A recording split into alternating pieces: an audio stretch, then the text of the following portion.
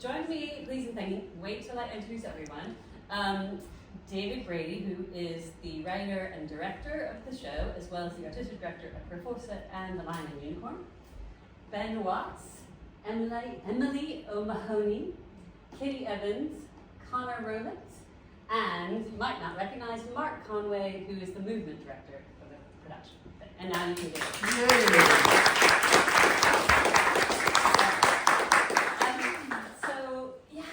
It's very strange to start off by saying I really enjoy watching The End of the World. But that was terribly entertaining and also quite hopeful and wonderful in a way, wasn't it? So David, start us from the very beginning.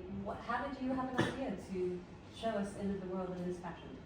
Most of our shows start with like one image, and I don't know how and when. I just had this image of the last man with the last birthday cake standing in the end of the world, and I think that image of the tiniest little light in the middle of the dying of the universe was kind of where the whole thing started, really, and everything else span off from there. In a hotel room in Grenoble in New Year's Eve, amongst other places, desperately trying to write a show that never happened. So yeah, it all started with that one point, and there's a logic behind how we make a show, or how a show comes together. So it started with that one man and who that one man was, and then he needed some help to support him. I did a bit of travelling last year and I went to Japan, and one of the concepts of Japanese folklore is the concept of kitsune, who is a nine-tailed fox, who is a trickster and a shapeshifter and a helper and that kind of thing. And so Kilo, India and Tango, Kitsune, are his helpers, and Kilo, India and Tango are named after the phonetic alphabet. Charlie is also a character in the phonetic alphabet, and that's how the show started to come together. And the idea about the end of the world, because we're in the end of the world all the time, so it seems, and I think it was kind of pushing back on this idea that we're all being told that the world's ending all the time. The doomsday clock is hurtling to zero. Somebody's moved into the White House and everybody gets all a bit panicked about it. And I think it's the Proforca take on the end of the world. Yes. So. Who saw a wonderful Proforca show at last? That was one. Yeah, that also felt like the end of the world, but it was really not quite the end of the world, but for the survivors, quite a dystopian future, and a much darker future. Yeah, we talked about the start of a far right government. The Tories then got into power, and then we ended up having a pandemic. So I don't want to but stock up on your birthday candles now because they're all going out of fashion. Great. Okay. So you talk about the Proforca way. Tell us a little bit then, once you've got a piece, how then do you set about staging it, and how do you bring in creatives like Mark? So this time, a whole brand new cast of humans who are amazing and brilliant to work with and amazing to have in rehearsals. So we had 1,400, I didn't know the number for Conor's role, we had 1,400 applicants for that role, and he was by far the best out of those 1,400. And then we cast everybody else around him. So we had Ben joined us, Emily had worked at the theatre before, Kitty's one of the Lion and Unicorn's associate artists. Okay. So I had seen her work with Kitty before, absolutely fit the brief for that character, and then we kind of built the show around them. So I'm sorry, so you start with the cast before then the rest of your creative? Well, Mark and I worked together for a long time now. Mark and I have worked together since like 2020. Okay. The pandemic seems like forever, doesn't it? We were both and Mark's just a brilliant collaborator, and he was absolutely the right sensitivity, the right sort of human for what we needed for this role, and he's enjoyed to work with, so okay. It was a so no-brainer. I'll come back to Mark in a moment then. Let's switch to the cast. So first of all, well done, Conor. Like, did you know that when you came to audition, you're up against I didn't know. 1,399 others? No, I didn't have any idea actually. It was quite funny because it was like a workshop style audition. So initial self-tape, and there was like recalls, and there was like a movement part and a monologue part. And David said at the end, "Can you please write down your email? I'm like so I can keep in touch and see if you get the next part." I forgot to do that, and I left. I was halfway to Kentish Town West Overground Station. I was like, oh my god, okay, I need to go back. And I just burst into the room expecting like an empty room that we'll be discussing. And there was a whole new group of people. I was like, oh my god, there's another way. So that, I feel really, really privileged to be given the chance to kind of do a role like this. It's such good fun, and despite what it might look like on stage, no, it is really, really fun. Despite what the character goes through, I mean, and I've loved it. Yeah. And for the other cast members, what did you think when you heard the concept of the show and then read through it? I'm looking for Emily to give me a funny one. I guess you, Emily, given that you know the theatre and David well, it was somewhat more familiar to you. It was the expansiveness of it. I think when we had a phone call, we were talking about it, and this coming back to this birthday cake image and that one thing at the end, and I just thought, oh my goodness, this sort of journey this person's got to go on, and there was this maybe, I don't know, sort of redemptive feel perhaps, isn't it? It just sounded sort of epic, and it was even a very well rehearsed elevator pitch where I was like hooked. I was like, this is what everyone will go and watch. I want to see it. So, and I had always been very intrigued by the Proforca shows, the concepts, and the way in which they work. So, yeah, so the right meeting, the right thing at the right time. So. And then, what were your thoughts on reading the script? Good question.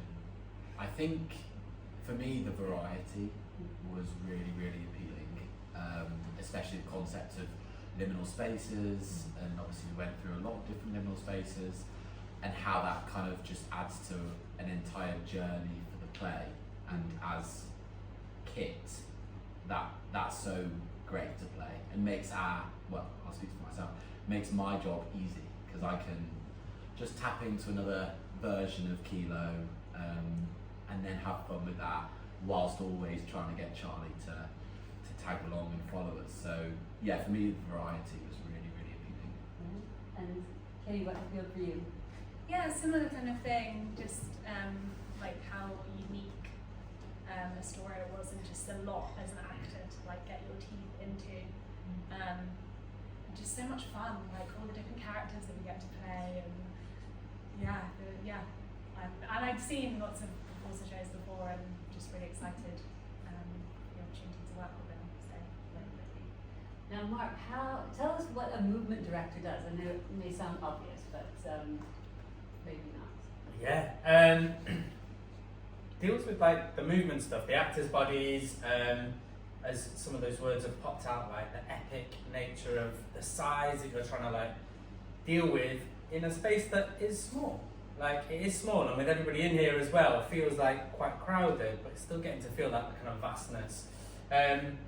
So yeah, kind of just dealing with the bodies, dealing with what looks nice, what tells the best story, what's the clearest way of making that picture, or the clearest way of getting that emotion across. So yeah, it's mostly about physicality, but making it easy and not kind of overcomplicating it. It's not, for me, it's not choreography. I'm not a choreographer. I'm a movement director.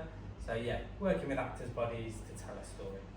And when you got props like the lightsabers, I don't know if that's the right name for them. Yeah. So is there a lot? It seems to me that particularly the images and the boundaries that you draw with those are a key feature. Was that something that you and David had in mind? Yeah, David had brought that to the table, and look, props are fun. Like, I'm sure we've all seen lots of shows, and David says it, like in a black box studio, sometimes it can look a bit bare, and like, if you can bring anything to kind of sauce it up and make it have that extra dimension, everybody is going to enjoy it. They're all really playful. It's playful, it's fun. And yes, there might be a bit of lightsaberography, and you're kind of like, move this here, but where do I have to do that before I leave? But in actual fact, we know that we're building like certain images, and I gave a really crap night the other day where I was like, you almost had your lightsabers in a really nice order where you were the smallest and you were the highest, but it just looked nicer, it just looked better in that order. So it's a crap note to give, but it worked, and I saw it tonight and I liked it. Get it in. But yeah, props are fun. And speaking of props, there's so many images, so many ideas in this play that really were very evocative for me. The faces beautifully done. I'd like to talk at some point about the video at the end and who all of those faces are. But also the idea of having a personal museum to one's life is very beautiful.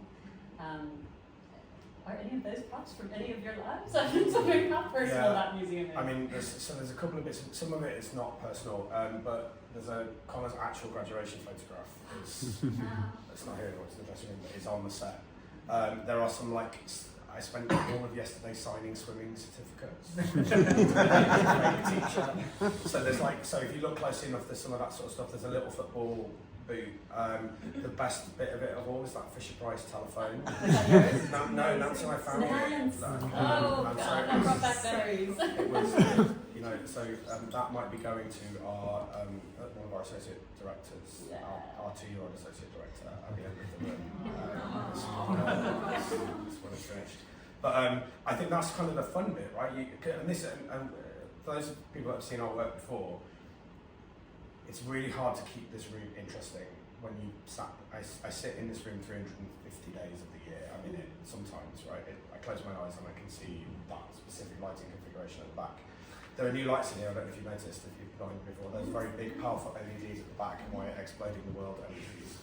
And Greg Jordan, who is our lighting technical director, helped us to put them in for this show. So the first time they fired, when we exploded the world yesterday, was the first time they've been properly fired in the space. Just to keep it interesting. The lightsabers are, we just call them lightsabers now, it's a thing. Well, do they have a different name? I mean, they're like neon tubes. Depends what they are. But they're so dynamic and they do so many different things, and they kind of influence a movement choice, and they make this space look cool. I mean, I can't say more than that. I think they make this little black box in Kentish Town look a bit cooler than it normally does. And if I can't put a cage in here, then I'm going to put some lights in here. So that's really how this works now. So that cage was something. Yes, Shatterbox alum will know what we're talking about. Okay, sorry, I've hogged some time here, but yes, question you answered the question. First of all, congrats to all of you. I thought this piece was amazing. This is my first time seeing a Proforca piece, and I'm overwhelmed. I really am. You hit me hard. You really did. We didn't actually hit you because you were right in the corner. No, it's true. Yeah, that's true. Health and safety was definitely paramount. But you answered my question because I was interested to know what the inspiration was for the piece. So you answered that. But I did have another question. Is there more of a life for this piece? Is there an idea of it going somewhere else, maybe stage and screen? Well, you're sitting next to my agent, so you'll have to ask him that. Hello, sir. I mean, we always want to take our work to other places, right? I think we all have we've talked about this for the last 6 years. Getting work taken out of one of our fringe spaces is really difficult. It's difficult in terms of time, it's difficult in terms of money. People don't pick up the Fisher-Price telephone that's sitting on their desk and answer it when we call. So I think we'd love to. I'd love to take the work to places that it will go. Our work packs down into tiny boxes and gets on trains. And now is the time, I think, artistically for the company, I want to think about where we go next. And it always becomes, this is always the point where you start to think about what that is. Because when you make a show, you never know if it's going to be good or if it's going to be terrible. And if it's terrible, you just think, well, I've got 13 more shows to run this down and I never want to see this again. I don't think that's like this one. You do often tour the shows. And also we've got play text available for 2 previous Proforca shows that can be bought. Yes, maybe a Flashbang are published on this house. And this would be great cinematic one, I think. Yeah, but you never know what, because this is the first, yesterday was the first time it went in front of an audience, today it's the first time it's been in front of a full house audience. I think we all need to take today and tomorrow to just go, what the fuck did we make? And then work out what happens next, and I think that's the next stage for us. One of the other wonderful things about Proforca shows, which will bring you back even before this run ends on the 1st of March, you can come again, but they often stage response evenings. Yes.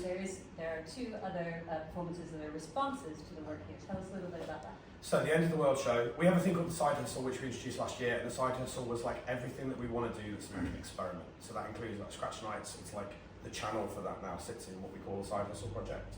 And the Side Hustle project we started in October, and that's how we found Ben. Oh. He came in smiling, and as I stopped smiling since, and if you got smiling, wait, just interrupt for a moment. What did you come in? What did you do, Ben? So I did the Scratch Night, which was the side hustle Scratch Night, was the first they ever did back in September. Yeah. Yeah, and I signed up to the Proforca email list like ages ago because I saw they were doing Flashman. I was like, oh, this is really, really cool. Signed up, forgot I signed up, and then got an email saying we're looking for actors for a Scratch Night. And I said, oh, I'll do it. And then that's how I met David, and then that's kind of how I got here. Very good. So, Now, yes. now you can continue. What was I saying? So the End of the World show is 18 pieces over 2 nights, inspired by the end of the world and inspired by what you've seen here. So we have 18 writers who have not written for us before, 18 directors that have directed sometimes for us, sometimes not. And it's the biggest, most diverse casting pool that we've ever had. It's the biggest diverse pool in terms of writers and directors that we've ever had. Some really great people. James Hadrill from Greenwich Theatre is directing something. Ralph Bogart, who was Saucy Jack and Space Vixens, and was the cover for Terri Fiddler on the Roof, is directing something. It's just this really nice influx of great people directing some cool stuff. And Proforca, our next project, which I haven't even thought about yet, sits in that thing, which is a performance piece set to Rudyard Kipling's poem Boots, which was used in the soundtrack for the 28 Years Later trailer, and we're turning it into a movement piece with percussion, and Mark and I are... Movement. Yeah. I'm going to choreograph. Yeah, I said I wasn't one. I'm going to dip my toe. Well, it's crossed both those lines. So, but I mean, it's joy. It's like really fun, new people who've never written before, and like I said, the most diverse pool of writers, actors, and directors we've ever had. And actors, are you taking part in these performances at all, or just gonna watch and appreciate the night off? Night off. Night off. Yeah. Very good. Okay, other hands. In the back. Hello. Also my first show in-house. I've seen 3 shows here, but first in-house show. My question is, as a writer and director, how did you find that experience doing both? And then as actors, how did you find it working with a writer and a director in one person? That's a good You question. don't tell me what you want to do. Okay, we're gonna. David has said he wants the cast to answer first. I'm gonna start with Kitty. Kitty, how did you find having a writer and director? Great. No, I think for this show particularly, it was really we needed it. It was really helpful because there is so much going on and there's so much like story and I just think it was really helpful having the writer there because we could have lots of discussions and like stuff that you wouldn't be able to have if they weren't. I thought it was good. I thought it was helpful. Ben is agreeing. Connor, do you agree? I absolutely second that. It was really helpful actually because I had endless really annoying questions for David about kind of different bits of the script, and it's really helpful to have the director and the writer in the room to answer those things, and for him to be as patient as he was with my annoying queries about different kind of intentions, motivations. So it was honestly really helpful, really, and a real sort of gift actually. Good. And you're agreeing as well. Yeah, very much so. And it's the first time I actually think I've worked on a full-length piece with the writer and the director in the same role and in the room together. And it does make a massive difference because there's an innate connection to what the original intention was in the language that you can check in on if you're not sure when you're doing it. It means that any changes that crop up or suggestions get made are also kind of coming from that writer's source as well. So it just feels like a sort of extra level of integrity around it that I feel a bit spoiled. Like that might not always be the case, and so then it's a different dynamic. But I thought it was hugely valuable. Very good. Do you ever argue with yourself? Do you like have? No. So there's 2 things to answer your question. Firstly, I think what I do here is a bit. This is going to sound like a weird, but if I use a TV analogy, it's a little bit like being a showrunner on a television show rather than being a writer, just a straight writer-director, because you have to write, direct, produce, tech, do whatever. So it makes you like a theatre maker, like in that weird sense of the word, like you do everything, so you kind of visualise the whole bit of it. I'm really disciplined. Like what it means is that when you get to a rehearsal, I don't have to ask the writer if I can delete a line if it doesn't work, and I don't have to check with the writer. I just go delete that line. I mean, a number of times I've said like, if this is shit, change it. And if they don't like it, sometimes they don't even ask me, they just change it anyway, which is absolutely fine. And the writer's not here, so like they just change it and it's fine. But what it means is it means that actually you have the permission, if something is better and an actor brings something that is better, then you go, yeah, that's absolutely fine, and you take it. But there are things I can't do, and that's why we have the Marks of this world. And Stella, who's not here, who's our intimacy coordinator, we spent 3 hours on Sunday with an intimacy coordinator because it's absolutely the right thing to do, and the show is better for it, and it's a skill set that we and I and nobody else in the team has. So our work is better, my work is better for having the Marks and the actors and the Stellas of this world, and knowing where to kind of draw the line in the best interest of the show is the answer. And sometimes if you get halfway through a show and you still don't like a line, in Flashbang for example, there was a line that pissed me off every single time that I heard it said, I just cut it. Next time we went round to do it, halfway through the run you cut the line. Because you make the best possible version of the show that you make, and it's never made. So there'll be changes tomorrow. The show you'll see tomorrow will be different. I nearly said completely different, and then I realised. Do you publish the playtext for this as well? And when is the playtext set if you do publish it? So the playtext is always set after the first run of the show. So it would be set. I mean, to be honest though, we've not actually changed that much, have we? Like, I don't think. It's words at best, like odd sentences. Yeah. Literally a few words. And accents, like funny. Like I'm from the Midlands, right? And we talk funny. And like our lines, ends of our words. Rob will tell you, the ends of our words don't rhyme with southern actors' ends of words. Like so, like those things are the things that get changed. Like what was it? No, I'm not going to do it.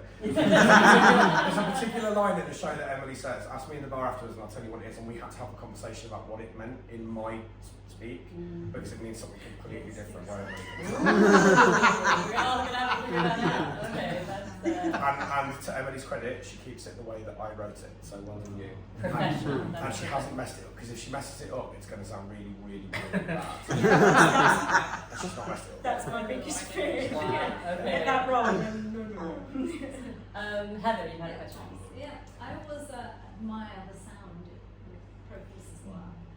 And it's almost as though, you know, sometimes it's, what if you notice the sound, what is wrong? But obviously you do notice the sound. It's almost like another character.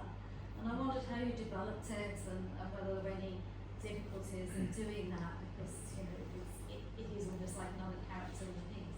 It is really beautiful. And I was just checking, but because you don't have a separate sound designer, do you? No, that's mine. Yeah, another hat. And I tell you why, it's like in some ways that some directors are movement specialists, in some are like, like it's becoming an area of interest to me. Like if there's a bit like colouring in, like you draw the picture and then you colour it in, and the sound is quite fun to play with. So there's all sorts of stuff jammed in there. So there is, a lot of it is referential to other work. So the train announcer from Field is there. It's the Field train announcer, and he's having a day off at the end of the world. There is T.S. Eliot in there. There is every single, at the end when they have that confrontation scene, there is every single piece of recorded dialogue that Proforca has ever recorded over the last 10 years feeds in over and over and over and over again to torture poor old Conor with. And it's just cool. It just means you can texture the space. Fringe Theatre is a great. For those of you that spend a lot of time in Fringe Theatre, it has this funny noise. You can probably hear it now. And if you can't hear that noise, then we've done our job properly, because it means that we've just covered some of the restrictions of the space. That's all fine until happened last night, when all of the cues for the show manually disarm themselves as I press go for the show, and then you have to operate the show from scratch in your head. How did that go, everyone? We were so sort of full of adrenaline. There was a flashing light. Yeah. There was the odd bump, and we were like, where we're going. I did say to the others in the dressing room, I was like, I genuinely don't think there is a single human being on the earth that could have tacked yesterday's show, because David did it live in the moment from his head, every single lighting and sound cue, because it's ridiculously impressive. So I couldn't hear. An advantage of having the writer and director. And I couldn't hear the show last night because all I could hear was the sound of myself screaming. And it was literally it was 1, 2, 3, push for an hour and 15 minutes. 1, 2, 3, push. It was a But lot. this is what makes live performance so exciting. Okay, I think there's another question about the show, and then I did want to bring in the associate artist to talk about what's coming up in season. Was there another question about the show? Okay. All right, so we mentioned that there are a few anniversaries and important milestones that we are celebrating. This is the 10th anniversary for the company, Proforca, but it was 6 years ago that Proforca then moved in here as a resident company here at the Lion and Unicorn, and also David took over and relaunched the Lion and Unicorn and brought in just a great program that you've continued now, and involving so many different people, including many of the faces I think that we saw at the end, which is a beautifully personal touch. But we are also launching this new season, so who raise their hands that are bringing, who says they're bringing work in the new season? Okay, in the back row, tell me your name, your company, what are you bringing? I'm Sam Bates. I'm with Work in Progress Collective, the artistic director of it. We have a show coming up called Overwhelm, which is essentially a look at male loneliness, addiction, and susceptibility to radicalisation, like incel culture.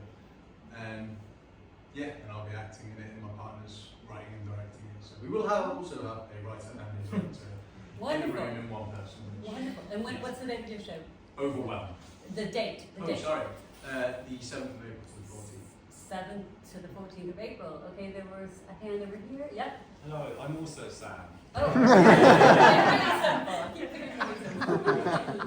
I've written a play called Mixed Sex, which is all about me in the 90s, loving Care Bears and girl bands and doing sexy dances for my Christian streamers' parents.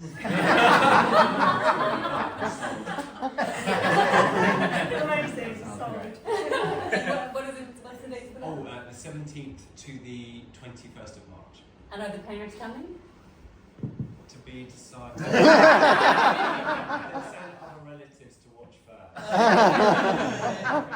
Were there any other hands? Back row? You're not going to believe this, but I'm also Sam.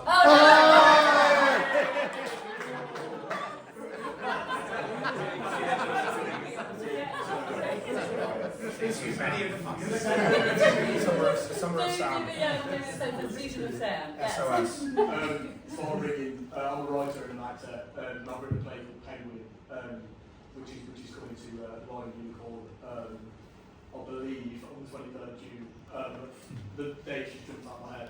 But it's a story of a man that is reincarnated as a penguin in central London. It's got some deeper themes.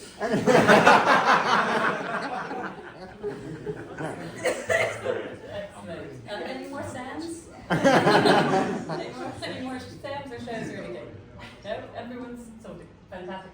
So tell us a little bit about how you put together this season, how you attracted the Sams. It's Sam Magnet.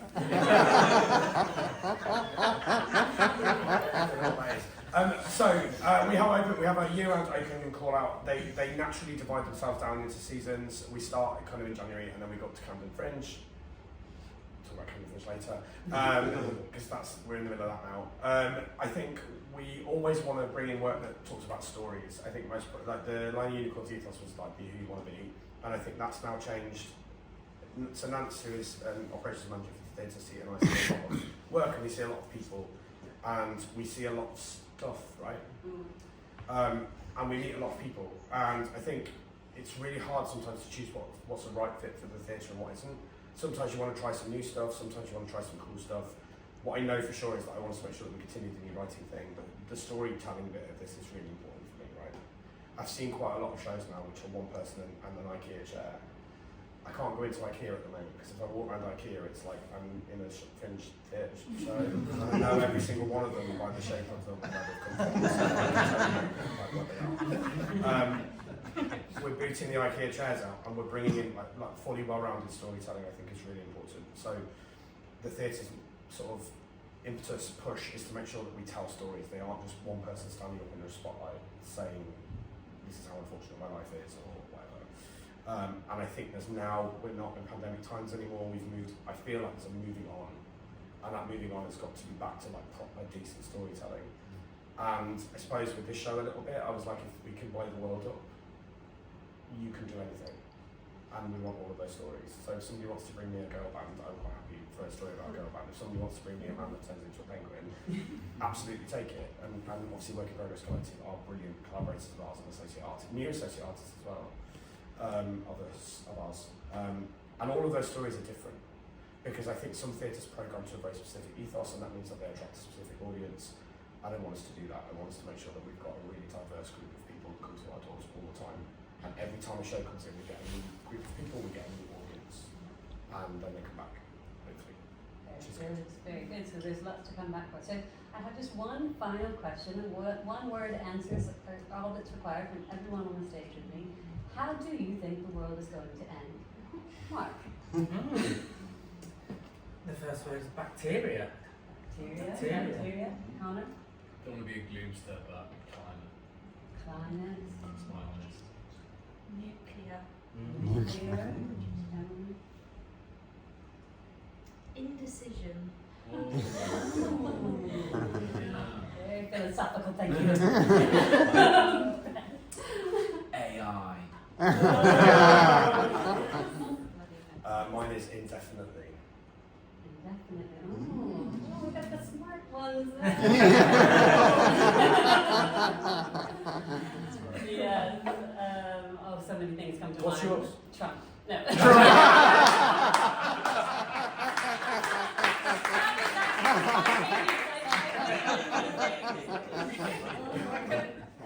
Anyway, very good. Thank you. So the wonderful play that you have just seen, if the surface tension breaks. Yes. Ask Rob where the title of that song comes from. No, Where that show. I'm not going to belittle myself by explaining the title. Oh. It's a Steps title. It's a lyric from a Steps song. Oh. Did you play Steps? Yeah. Oh, sorry. I hid it in the sound design. Who was the recording at the end with the bang but not a whimper? That's T.S. Eliot. That's it. That's actually T.S. Eliot. Oh. And it's Ben's favourite sound cue in the show, right? Yes, I love Rob with a Bang all over. My favourite line. Lots of little references. People, a lot smarter people than we thought. So well done, all of you. So yes, this show continues here until the 1st of March. We've also got the special End of the World show and many more things coming up in the season. So please come back. Once we give these guys a clap, I'm going to say, for those of you on social media, we're going to do a little budget. We're going to do a group shot. Can you get your phones out, take a photo, share it. If you are not on social media, grab flyers, stop people in the street, do your work, because you are now champions of Proforca, Lion and Unicorn, and this production. We need your word of mouth assistance. Thank you very much. Now, please join me in thanking Mark and Conor and Kitty and Emily and Ben and David and the Sams. Yeah!